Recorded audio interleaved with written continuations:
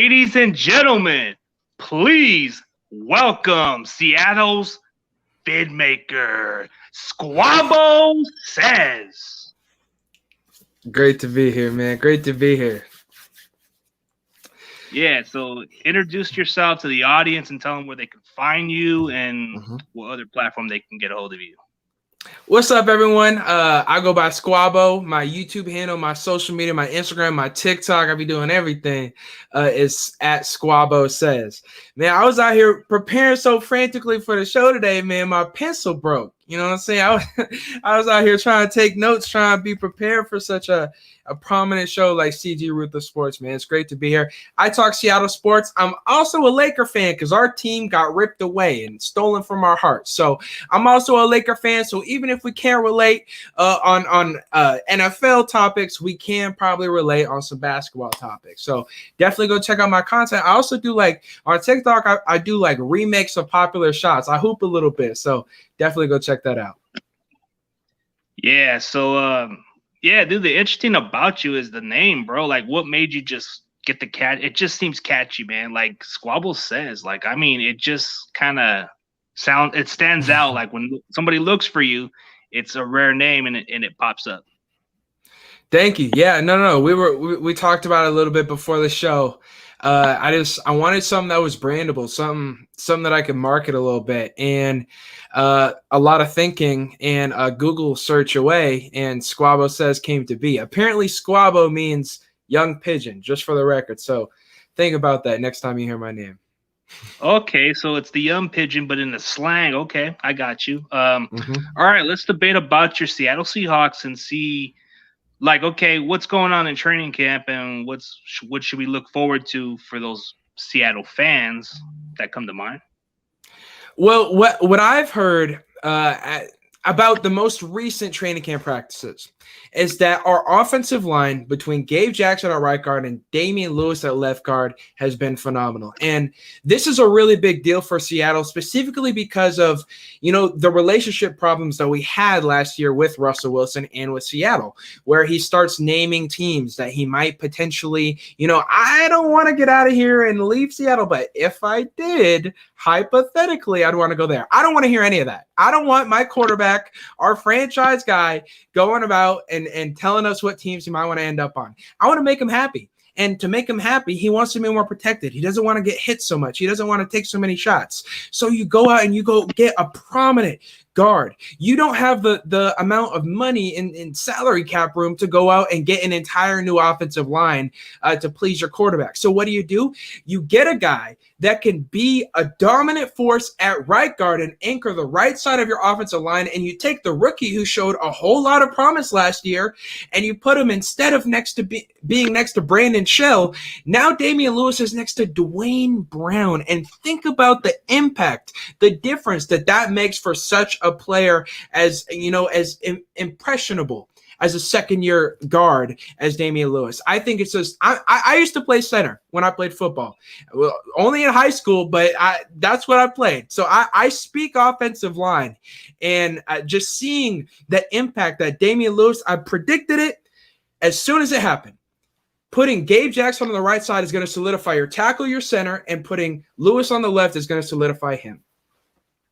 Oh man, so it's been a lot of your weakness with your team for a while. It's been going it's been a hard time to be a Seattle fan, especially when it comes to that offensive line.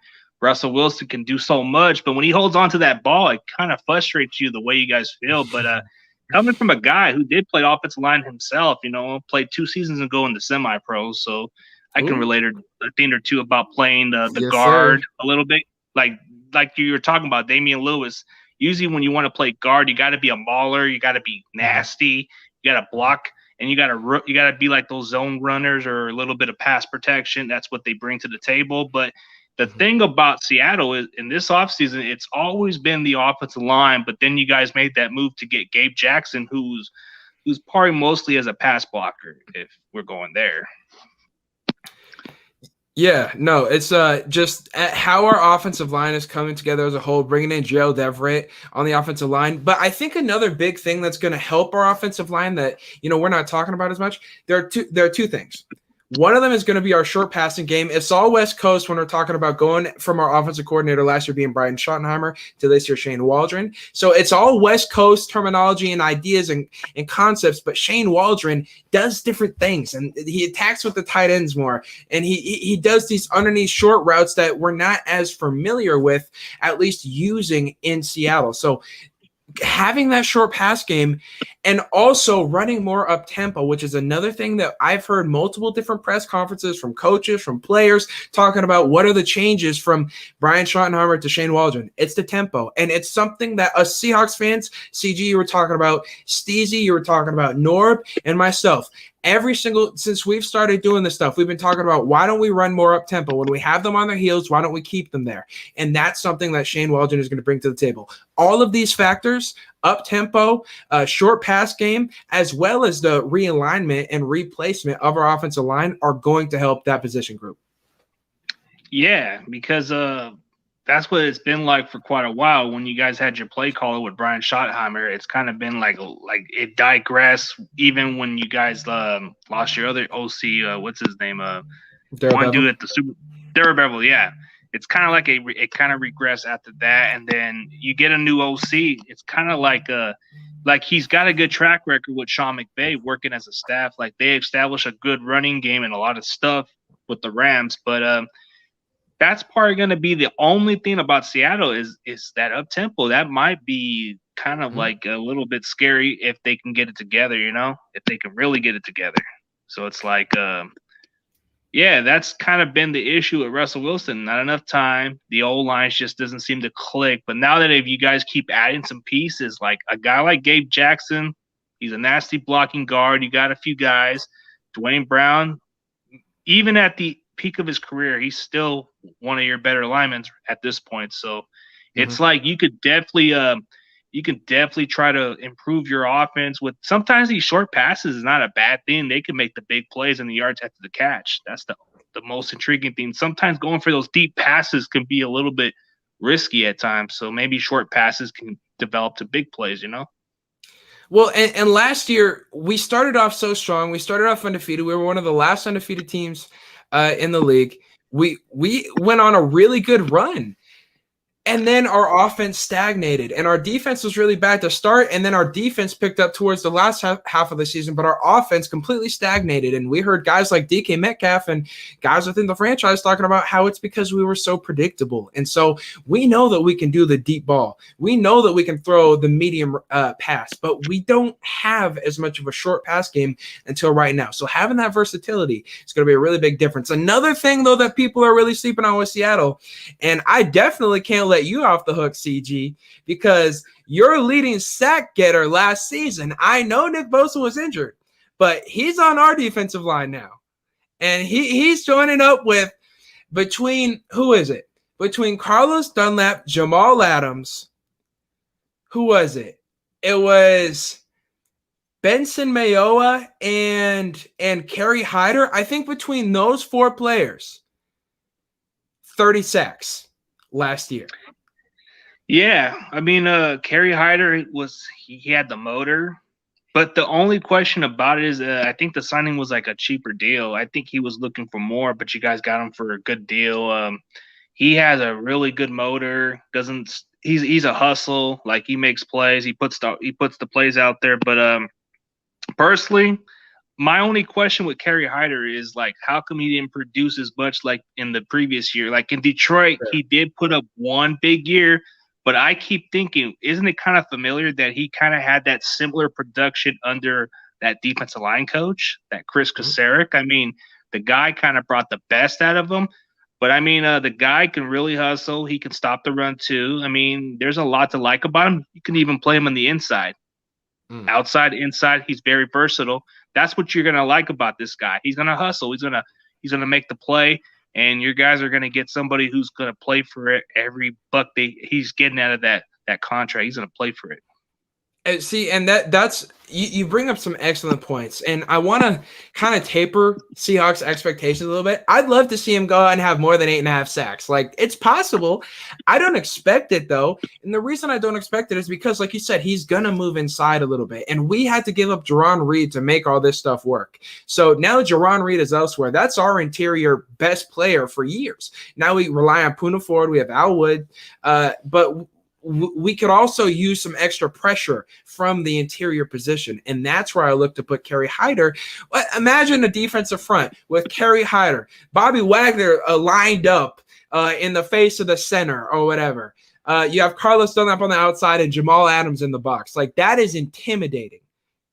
And yeah, especially with Carlos Dunlap. I mean, even though he's at the kind of the peak of his career, he kind of did show you some like really good. Like, he was playing up to like 5 sacks with you guys, and then the surprising part was you guys cut him, then you bring him back for a cheaper deal, which is a steal. I mean, I think Carlos Dunlap could still bring a lot to this defense. I mean, he is very underrated, especially in Cincinnati. The guy put on some decent numbers. So I think with the talent you guys got, I see the defense making a little bit improvement. It's just the secondary is the main concern for Seattle, and we can agree on that part. I mean, it's been your Achilles heels. And I mean, so it's the cornerback department, man. I have faith in our safeties. Between Quandre Diggs, Jamal Adams, we got a lot of punch in our safety department, and I think that's a really big thing. Our cornerbacks leave something to be Pierre desired instead of Pierre Desir. We have such little depth. Trey Flowers performed better towards the second half of last year, but we don't know exactly what we're getting from him on a game-to-game basis. He has not been phenomenal. We lost Shaq Griffin, and that was our best corner. I am most excited about Trey Brown and with DJ Reed and what he's taught. And it's another guy, we took from your Niners. I just had to put that out there. But and he's done such a phenomenal job. He's the one that inspired us to go get Oklahoma's corner, Trey Brown, who has a similar frame, similar size, similar attitude, similar edge. And that's kind of our new thing. Instead of getting those long, lengthy, big Brandon Browners, Richard Sherman, instead of getting those guys, now we're getting the little fellas that just have a big old chip on their shoulder. So we're going to see how it works out. I think our plan is maybe you don't see our corners because they're so small and our defensive linemen are so big and you throw a bad pass. And I think that's what we're going for. Yeah, that's the thing with Seattle's kind of changing a little bit of the culture a little bit. I think it's mostly you're going to get somebody who's going to play under their chip and make up for it. Like, you know what? As an Oklahoma Sooners fan, I actually wanted Trey Brown from that draft time, but unfortunately we got the guy from Michigan. I would have thought, hey, we need a guy who can play nickel good or play anywhere, and this guy plays like a dog. I mean, man, I'm just upset at the fact for the last couple of seasons, I mean, in the draft, we pass on Oklahoma players. Stop passing on Oklahoma players. You need blue chip guys. You need guys who can play. Trent Williams is exceptional, but still, I want some Sooners in the damn roster at least. I mean, I'm an Oklahoma fan. I do like what they got in this program. The quarterbacks they've been Heisman winners, and they've been very successful quite lately, But now that we're getting to the secondary, yeah, I can see the difference now from okay, if we want to compare the difference, the lengthening corners, they are really good at times, but depends on what scheme you play with. Like, Sherman's always been a zone guy, and it's kind of been his thing. But now that when you want to play the man-to-man coverage, sometimes those undersized corners have a little bit more speed and more of a chance to cover better. Like, we got somebody like a Jason Verrett who is like 5'10", barely 180 or something, but plays a lot big for his size. I mean, you got a guy like Emmanuel Mosley who's just 5'11", barely 190, but makes up for it at some point. I mean, Quan Williams, 5'8" or 5'9", but plays a little bit big for his size at times.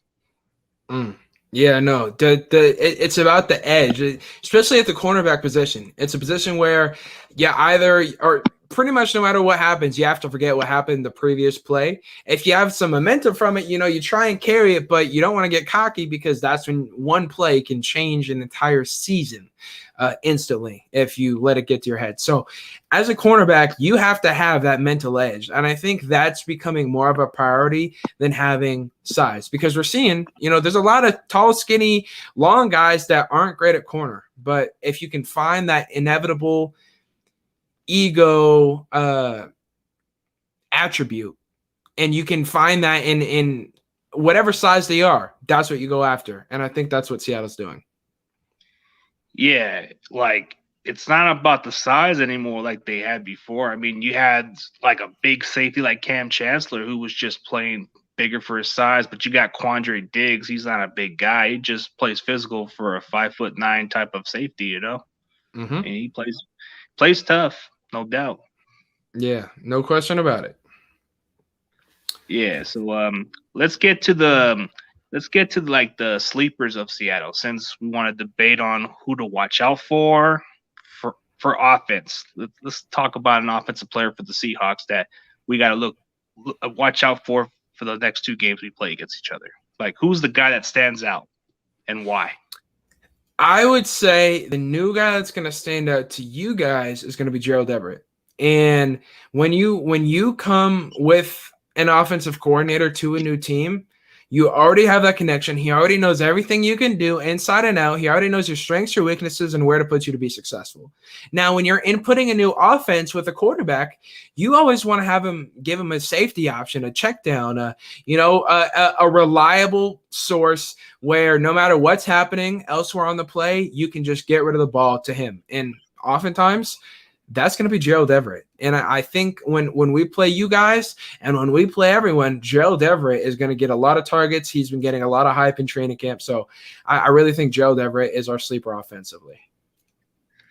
Yeah, it's kind of intriguing because he's familiar with Shane Waldron since you got him coming to the Rams also. So it's like that connection and that familiarity, that can be the biggest difference. And plus, when he was playing with the Rams, he was barely used a lot. So it's like there's some limited potential there. So that's kind of exactly very similar to Samson Ebicom. Both of them were underutilized for the Rams. But since we're going on the offensive side of the ball, this guy is kind of very unbelievable. Like, I think prospectively, I think Russell Wilson can look for that guy and just look for a reliable short target. And this guy he's a yak guy too, from what I'm seeing. So let's go on the side of the defense. Who do you think in Seattle is gonna be that one breakout guy? Man, can I just say our pass rush? Like, our pass rush, seriously, like, it has a chance to be the best in the division, and it has a chance to be like top 5 in the NFL. It has a chance. I'm not saying that's what's going to happen, but when I'm talking about a pass rush, I'm not just talking about our defensive front. I'm talking about our linebackers, and I'm talking about our safeties. When you talk about bringing in Darrell Taylor, who hasn't seen the field for Seattle, and he's going to get a position at linebacker where he just gets to scrape and scream just like he did at Tennessee. When you talk about all the defensive linemen we brought in, Aldon Smith and Jamal Adams, which broke the safety record for most sacks. The guy that I think on defense that's going to surprise some people is Jordan Brooks. And with KJ gone, this provides him an opportunity to really step up. And we're really counting on him. We're relying on him ever since, seeing him at Texas Tech. He has been phenomenal at not getting beat upfield. Like, he is good at run pursuit, and that's huge in this division. So I think we're going to see a lot of that from Jordan Brooks, and I think Darrell Taylor is going to get his hands on the quarterback. Okay, so that kind of explains why you didn't re-sign KJ Wright. You think that's the reason why you guys didn't even bother to bring him back, because of this kid Jordan Brooks? I've heard a lot of buzz about him. Yeah, no, KJ Wright's phenomenal, and I would still love to bring him back just because he's been spectacular. We just have to find the right price tag, and he hasn't found the right price tag. Yeah, he's probably asking too much money for this point. He's like getting at the end of his career, but then you invested a lot with Jordan Brooks, who you guys invested in the first round. So sometimes when you invest that pick at that spot, you want to make sure this guy becomes your starter. So, yep. Yeah, maybe it depends on the price, but now that we look at the side, like, okay, so this Darrell Taylor, I guess he hasn't played it down yet, right? Or has he? Yeah. No. He hasn't. He hasn't played due to an injury. Man, those injuries, I swear, it's just like Jalen Hurd, man. Jalen Hurd seems like when they don't play it down, it seems questionable, but maybe there's just something in the unknown. Sometimes they just need one more year to recover and then they might break out. So, I mean, as far as like Seattle, man, it's like sometimes you can't. I mean, for some reason, people tend to underestimate you guys, but you're a well coached team. You got one of the best quarterbacks in that division. So it's kind of hard to underestimate you guys. But it's just like anytime we have doubt on you guys, it just seems like you guys have to shut us up for that time. It's like, what do we got to do to shut you guys up? It's kind of like it's just unbelievable with Russell Wilson. He just makes miracles out of nothing, man. Yeah, no, one of my favorite games, I went to the Thanksgiving game between us. And seeing that game on your home field, how Russell Wilson was slicing it up, man, how I would have loved to have been there for the Monday Night Football game 2 years ago when we were at your place. That thing goes to overtime. That thing was just crazy down the wire. We've had some really good matchups, and I do not expect that to stop. I'm terrified of Trey Lance. Oh, Trey Lance, man, that's going to be the intriguing part. It's like the thing is, you guys want us to have Jimmy G play. That's the only thing. You guys better hope he doesn't get hurt, or we're going to unleash Trey Lance. So it's either pick your poison there. But hey, Trey Lance is going to be an intriguing option because he fits to this kind of offense. He played at North Dakota State with this kind of offense, and it should translate well. But it depends on the speed of the game. It's a lot different in college. So Trey Lance has the ability to be very successful if we play him at the right time, you know? I feel like it's going to be like at a certain point throughout the season, it's interesting how your schedule works out because I don't think your schedule really favors, bringing in a young quarterback. I don't think there's like a perfect break in your schedule where you would naturally bring him in, but I do think at some point, like halfway through the season, probably like week 6 to 8, somewhere in there, I feel like is when you guys will probably try and trade Jimmy G.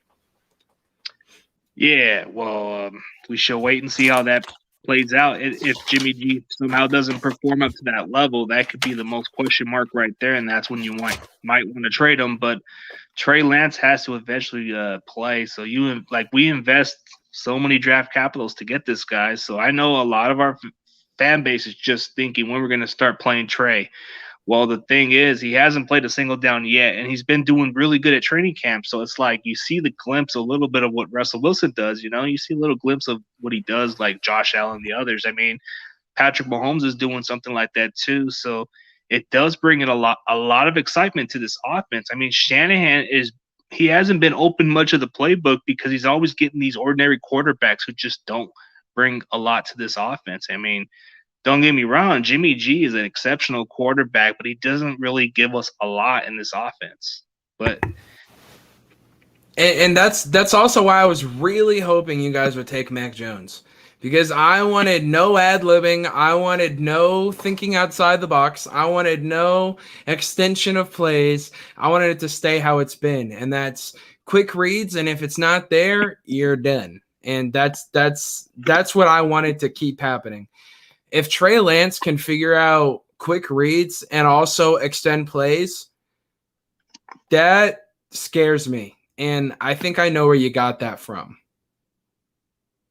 Yeah, it's based by the talent of what you see from guys like Russell Wilson. He'll extend plays, he'll read quickly as he can, and then you got guys like Patrick Mahomes does stuff like that. Josh Allen is kind of coming into his own. I mean, this is what's changing the league. A lot of these ordinary stationary quarterbacks seem to be an extinct. I mean, except for Brady since he's still playing at the highest level, but there's not many of these kind of quarterbacks that are still doing it like that. I mean, Jimmy G has been injury prone, so that's kind of been the issue. It's like when healthy, we've been winning, but when he's been out, we've just been losing majority of the games without him. So it's like I know a lot of the question is well, if we trade Jimmy, are we going to fall back and go through the growing pains with Trey Lance? If we were to go that direction, that's going to be the one question. We want to just stick with Jimmy for right now and wait and then let Trey come at the right time. So we want to get that defense off guard a little bit.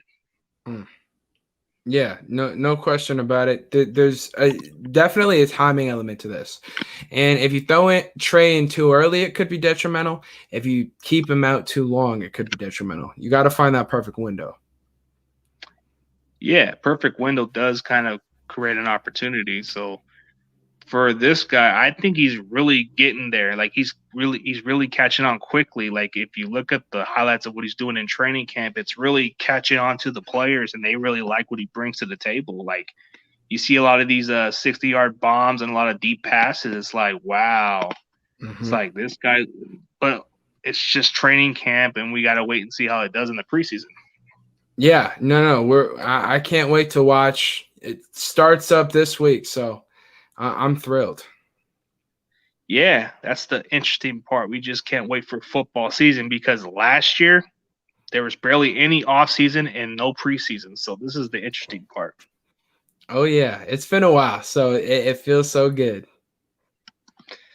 So, yeah. So as far as like when we get to that, I mean, which is the one player that you looking forward to in the preseason that needs to step up for your team? For Seattle? Yeah, for Seattle. I want to see Darrell Taylor. I'm not 100% sure that he hasn't played at all, but if he has, he's had zero impact. Like it's been like that. Like if he got on the field, no one knew he was there, and he was barely on the field, if that. I'm pretty sure he didn't play at all though. But if he has been itching to get on the field. We were hyping him up before last year, and Seattle knows all too well the pain of taking someone in the second round and every single year be like, oh yeah, and we have him and he's going to have an impact. And the next year he doesn't do anything. LJ Collier's finally starting to do something. Malik McDowell never did anything. So this is Darrell Taylor's chance to not go Malik McDowell, to not be LJ Collier, to be someone better than both of them. And that's what we're really hoping on. And that starts in the preseason. Okay, so that's the guy because you guys did draft him in the second round. So yeah, it seems to me Seattle just has that history of drafting somebody so high and then they just don't seem to pan out. Like the guy Malik McDonald, like you guys drafted this guy and I think you guys cut him the following season after that because he had that what is it, that incident or something? Then he was cut from there. Yeah, ATV incident and incidents with the police. Yeah. Oh, and now we got Aldon Smith, by the way. I had to just throw that in. I just remembered, like, speaking of guys with character histories, we brought in Aldon Smith, another guy who should help our pass rush, but we love stealing your best player, or not your best players, but some of your players, and it's fun. Well, let's be honest about it, man. Aldon Smith, without a doubt, is one of the most exceptional players we've had for quite some time, but the off-the-field issues just killed it. I mean, the guy had the ability, like the long arms, the technique. I mean, the guy had the skill set. I mean, he could have been our force for decades, but for some reason, the bad choices is what killed him. And I'll go on a limb and say, yeah, he was one of the best pass rushers we drafted for quite some time, but he only lasted 4 years with us because of his issues off the field. But when he's in the right mindset, he's really good.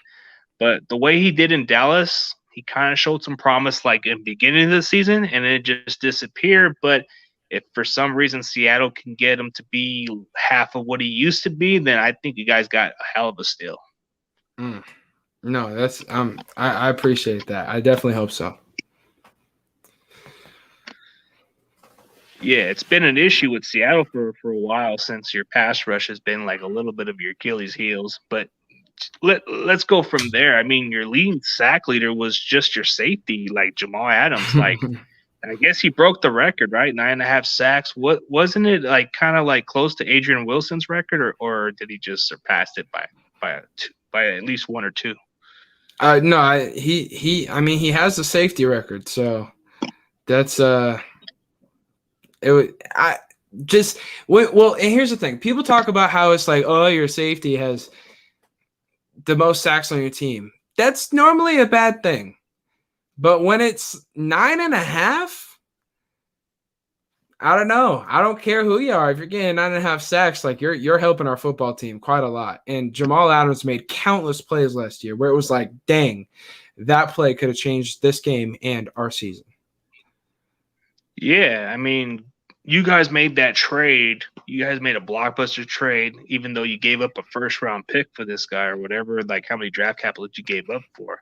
You guys are just hoping he can be your leader of your defense and become the force that you guys been wanting for quite some time since the Legion of Boom. I mean, he may not be exactly what Cam Chancellor is or the guys like Earl Thomas, but you guys had a foundation for quite a while. But the change of the culture is a lot different. You guys got a lot of these young, unproven guys.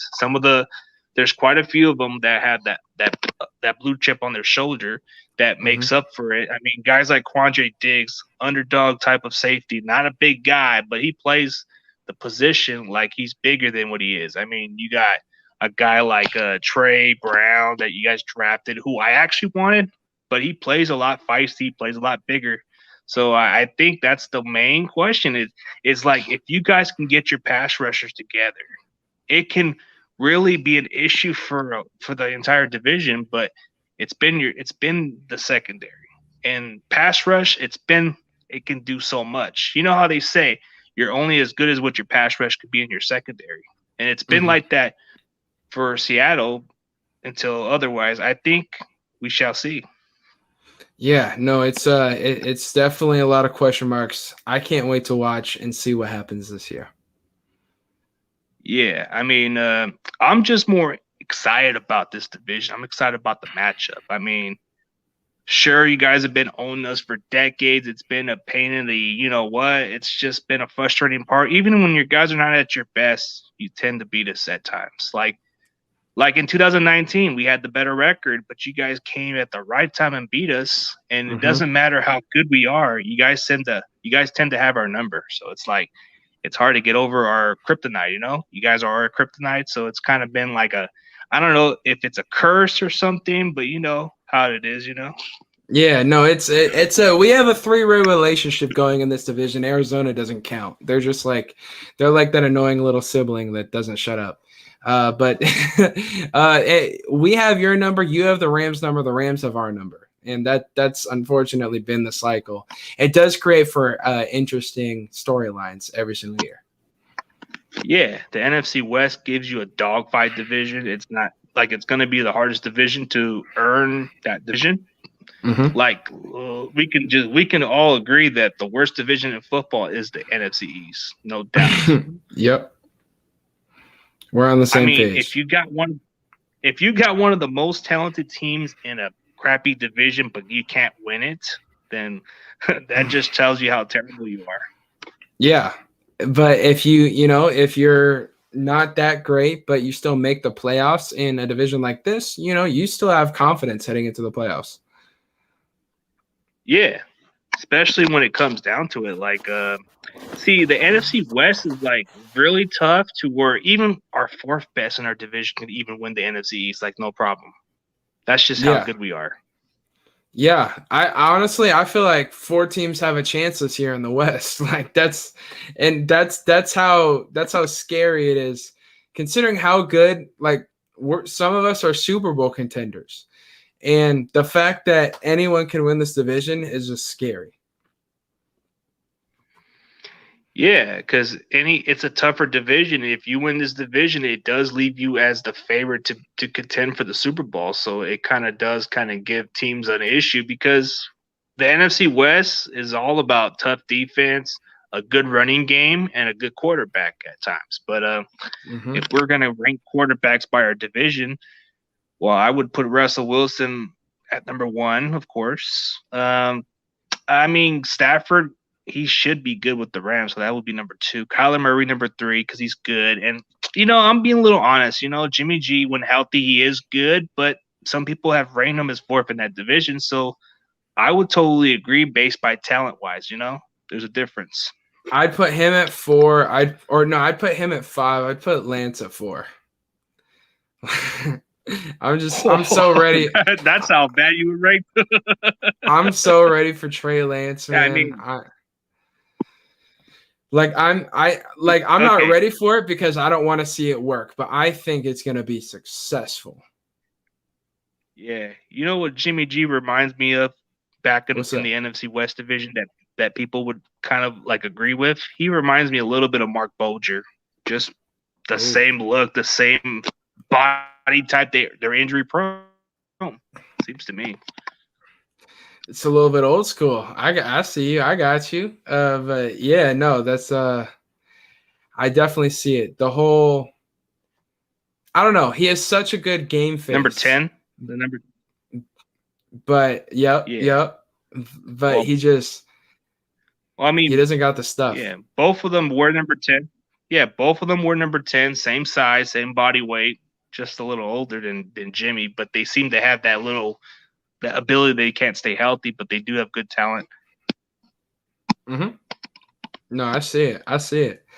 Oh, Tyler Parcher popped in here. What's up, Tyler? What's up, Tyler Parcher? If you guys want to ask any questions, we'll answer, and then we'll get to the predictions in a bit. Sweet. Yeah, no, I mean, it's kind of good. Oh no, it's just it was interesting how like it's so the NFL schedule release every single year is so big. It's so huge because not only like we know who we're gonna play, but now when we play and where we play is everything. Like we, especially with fans coming back, you know, I'm gonna just tell you this as a little teaser for when we talk about our schedules. There were there were 3 games on the schedule that when I only knew the opponent Seattle was gonna face, I had circled one outcome, and then when I saw how the schedule played out, I changed 3 outcomes because of it. Like that's how significant the location and time of your meetings are.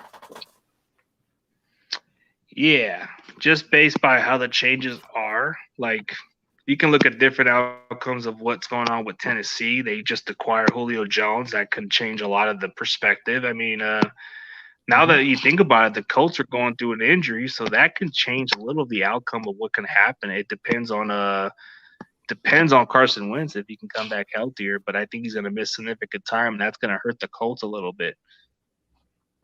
Yeah, no, that is concerning, especially when you got to rely on a guy like Jacob Eason for right now. Yeah, so I mean, yeah, it's kind of like concerning for some teams to go through injuries, and then you got the Rams going through the injury with Cam Akers. That's a concern, but I think they might make up the void a little bit with Darrell Henderson as the guy, and then get the complimentary back. Yeah, no, they have a good system for producing young running backs as well. Yeah. So NFC West, like, okay, if you had to rank who would be from 1 to 4, who would you rank in that division and why? All 4 teams can make the playoffs. I'm nearly going to predict it, but I don't know exactly my predictions. I got to wait until the season's about to begin, and I'm going to tell you exactly what's up. But right now, the order that I have, 4 to 1, Arizona 4, 3, the Rams, 2, the Niners, and 1, Seattle. So I have us as the top 2 teams. We might have the same record. I say we'll have 1 game better record than you, but I think you guys might tie with the Rams, and you have the tiebreaker over them because you dominate them in head-to-head matchups. So I just think that's how this will work out. And kind of intriguing how you would put us at number 2 in a way, but it's part of it's. I love Matt Stafford for the Rams. Like he's gonna be great. He's gonna be awesome. But the losses defensively, Abucam, and then the safety and the corner, both going to Cleveland. That's scary. That is, they have defensive holes now for sure, and it's going to be a shootout whenever you play them. Yeah, Hey, let's say what's up to my boy Rudy, man. What's up? Even though he's a Rams fan, and what's up to my buddy Luca Luna? What's up, bro? Yeah, that's going to be a tough one because a lot of people are questioning the Rams when it comes to losing that safety, John Johnson, and losing some of that corner, like the guy they had. That secondary guy, the one guy they had, he was pretty solid, but now he goes to Cleveland. That's kind of like a questionable mark. But they did drafted a cornerback in the draft. I mean, I kind of really do think that Stafford is an upgrade over Jared Goff. If we had to debate that, I mean, that's been the only issue. Is like when we play the Rams, it's always been a struggle with Jared Goff. But when it comes down to it, I think Stafford will probably bring a little bit different than what Jared Goff brought to the table. I think Sean McVay is gonna not have to have this guy read as much, and he'll let this guy do what he does. No, I definitely agree. I think Matt Stafford is going to be phenomenal for the Rams, and it scares me. He hasn't won a playoff game, and that's what I'm banking on. I'm banking on him when the lights are out at their brightest and the game's on the line, and when you give up all this stuff on defense, you're going to get the ball back with very little time, and you're trailing. And that's what's going to happen a lot. It's going to be shootouts, and he's going to have to answer the bell. Will he do it? I'm banking on no. Yeah, I guess. I mean, it kind of comes down to it. Like, I think, I mean, they got a defense, but sometimes losing key players can really hurt the team in some way. I know a lot of Rams fans seem very optimistic. Yeah, I kind of ranked them a little bit ahead of everybody in that division because I just really see more of a complete team. I know you may disagree, but I think even with the additions of the subtractions, I think the Rams are still the more better team prospectively. Okay. Hopefully I'm wrong, but I just look at them as a legitimate scary team. Like even though we've owned them, even though we own them, but Yeah. I still think they bring problems, like especially to Seattle. They bring problems to Arizona. They definitely do bring us problems also. So I know that Stafford hasn't proven himself in one playoffs game. I mean, let's be honest, the Detroit Lions are just not a great organization. They just don't know how to treat their players that way. So it kind of gives you a little bit of a question mark. Has he had a coach like a Sean McVay? I don't think so. There's a little difference. Okay, so let's see okay, so Rudy's giving you a little bit of his opinion about the Rams. Okay.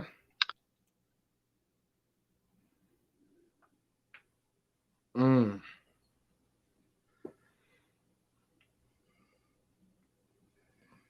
So what do you think, man? What do you think?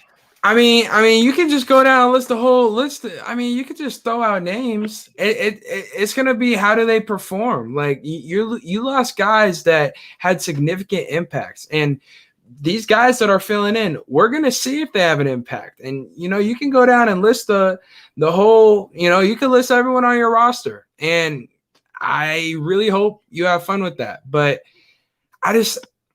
we have to. It's really gonna be a wait and see kind of thing. Like it's the same with the Seahawks. Like I was out here listening, like Trey Brown, Darryl Taylor, Jordan Brooks, any one of those guys, if not two or three of those guys, could flop. It really comes down to what happens during the season. I think you guys lost a lot in your secondary, and I think you guys have weaknesses with depth in terms of your pass rush, and so. Both of those things mean that later on in games, you're not going to get as many stops as you did early on. And I think that's gonna show you guys are going to be in a lot of shootouts. And that's my prediction. And when it happens, I don't think Matt Stafford answers the bell. Yeah, I can see a little bit of a different opinion. We all tend to disagree in some ways, but I can see where you're coming from. Sometimes these subtraction and these multiplies kind of make it hard to make up for. But okay, but for Rudy's opinion, you may have to you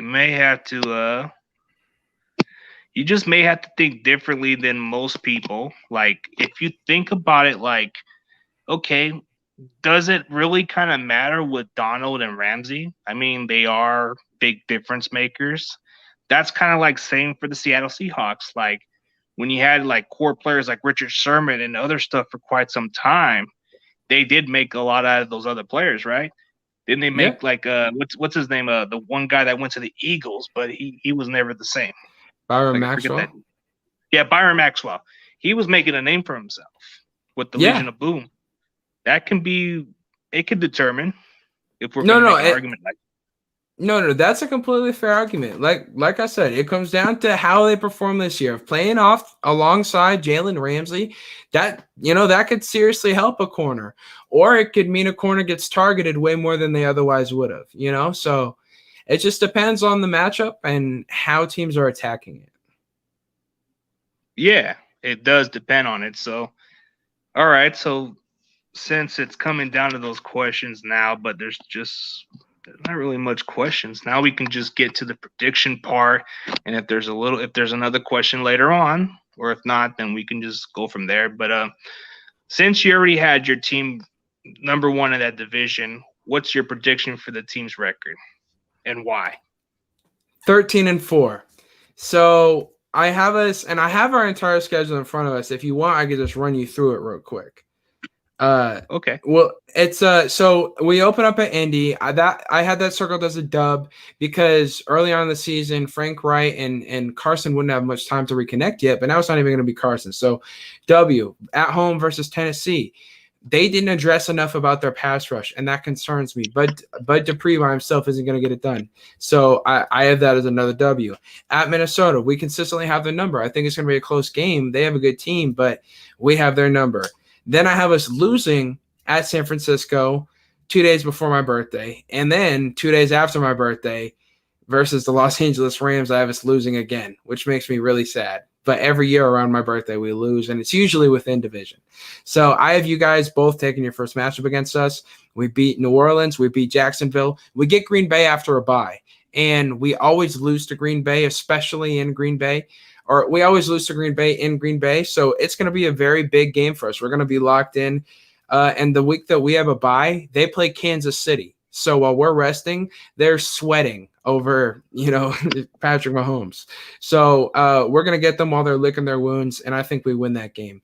Then, in typical Seahawks fashion, we have a letdown game because we just beat Green Bay. Now all we have to play is the worst team in our division, the Cardinals. So I think the Cardinals beat us at home like they always do. At Washington is a victory versus San Francisco. I think we get you guys back. At Houston, at the Los Angeles Rams, I think we get them back. And then after we go on our run of getting both you guys back, that's when we lose at home versus Chicago because it's another letdown game, and that's what Seattle does, especially late in the season. Detroit and Arizona on the road, victory. So that's how we get to 13-4. Okay, so in your way, you just feel confident with your team, even though I do have little questions about your team. I mean, sure, on offense, you guys look really good. It's just, can you guys really step up on defense? That's where I may question your team. Yeah, you guys still have a chance because you got Russ Wilson and Pete Carroll still around. So it leaves no doubt in my mind that you guys are still going to be hard to beat in this division, but it's always going to have to come down to defense too. So that's the interesting part. I like to see if I'm right or wrong during the season. That's just the way I look at it. And just don't take it the wrong way. I do think that you guys have a good offense, good receiver, but I just see your defense digress, and it just kind of – I think for most Seattle fans, they feel very concerned about the defense mostly when it comes to the secondary. And you know what? As long as you address it, we have to wait and see. Like your boy Sam Dog would say, it's an eye test, see who steps in. So you got to wait and see how it pans out.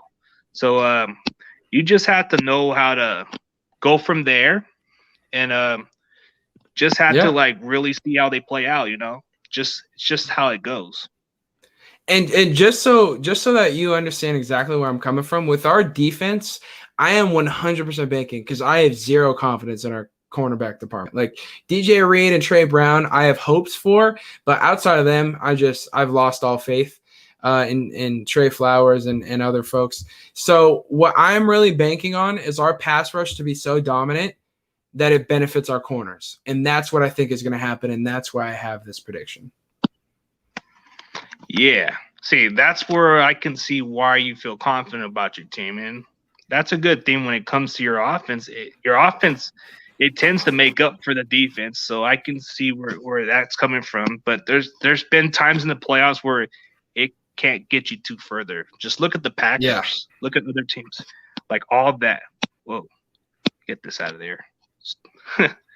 Yeah, but see the thing with the Seahawks, I mean, sure, offense does win you championship from time to time, but defense is the main important part. Like if you can have a defense and win a championship, it can take you for so far.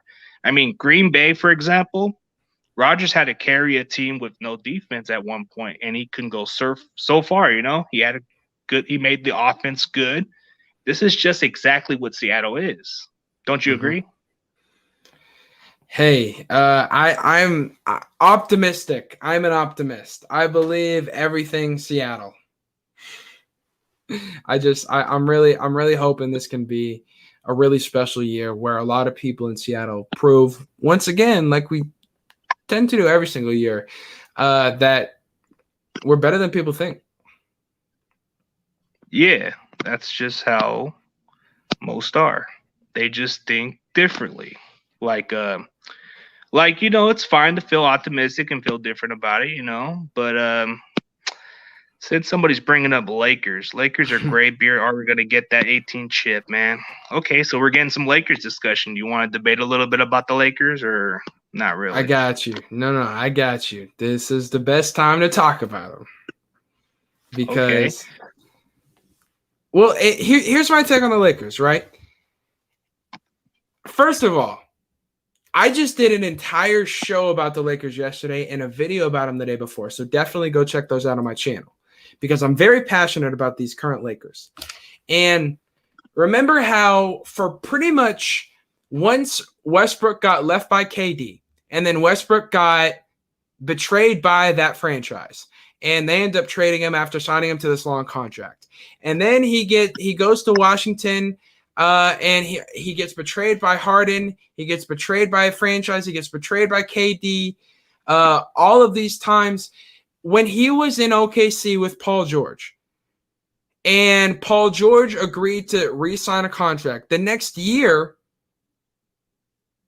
he was talking to Kawhi Leonard about teaming up in LA for the Clippers, excuse me. Then Kawhi Leonard goes behind his back and like, nah, bro, but I'll take your homeboy, Paul George.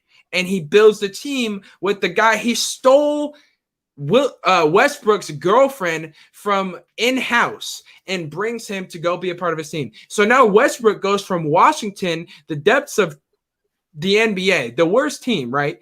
And he goes from there all the way to the Los Angeles Lakers in the same building with Kawhi and his ex-girlfriend. He has so much motivation for his entire career, or since Kevin Durant left him. I know I've been saying it, and I'm pretty sure other people have been saying it too. Westbrook's only chance at a ring is playing with LeBron. I've also been saying that about Carmelo Anthony since like 2014. So essentially since then, a lot of people have agreed that Westbrook and Melo will only win if they're with LeBron. It's funny that it all happens at once. But the only way that you can make this whole Westbrook and LeBron and Anthony Davis thing work on the same team is to bring in a whole bunch of shooting. And that's exactly what we have done by signing Wayne Ellington, who's a 44% three-point shooter, by signing some of the guys that we signed.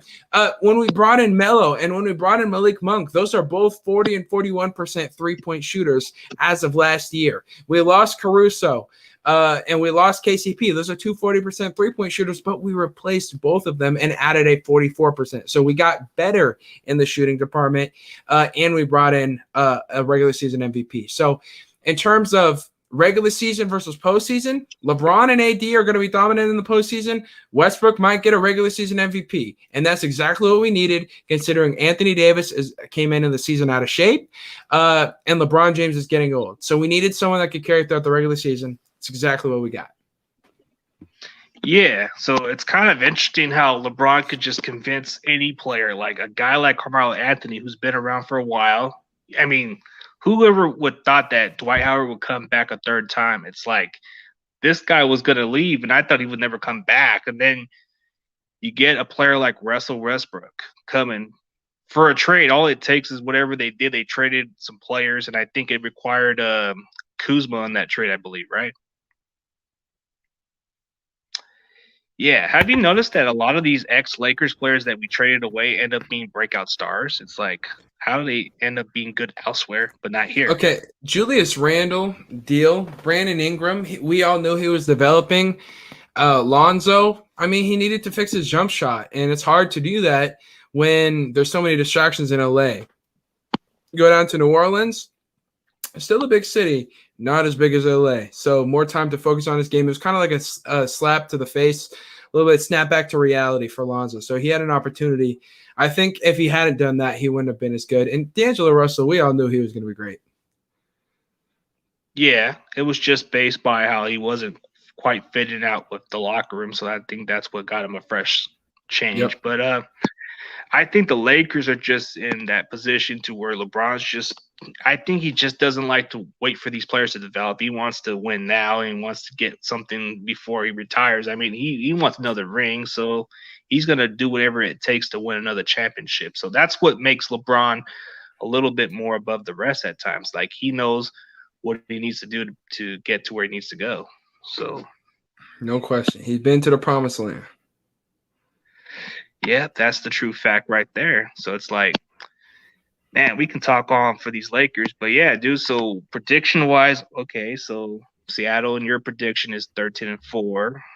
So I guess, like you said, with the Niners, it would have to be like one or maybe even record or 1 or 2 loss difference. But it's kind of intriguing that you would put us there, even though we've been injured and unproven. So we shall wait and see. You know, I'm trying to like be more optimistic about the team, but I got to see us be healthy first. And I got to see what we could do under DeMeco Ryan's defense, because under DeMeco Ryan, he doesn't have any experience as a DC yet, but he can relate to the players. So that's a good thing. So he's got playing experience because he played linebacker in this league, and he's a 2-time Pro Bowler and a defensive rookie of the year. So that's something to look forward to. He's smart. So maybe there's a difference. Like, I see that we're going to blitz a little bit more than expected, and we're probably going to be able to be more aggressive in coverage. We're going to bring a lot to this kind of defense.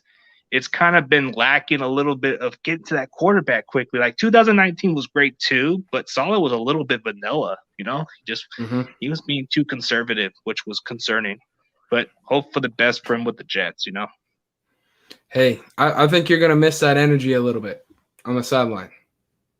Yeah, I think that's the only thing he brought to the table was the energy. But I think with DeMeco Ryans, the players are just going to feed off of what he brings.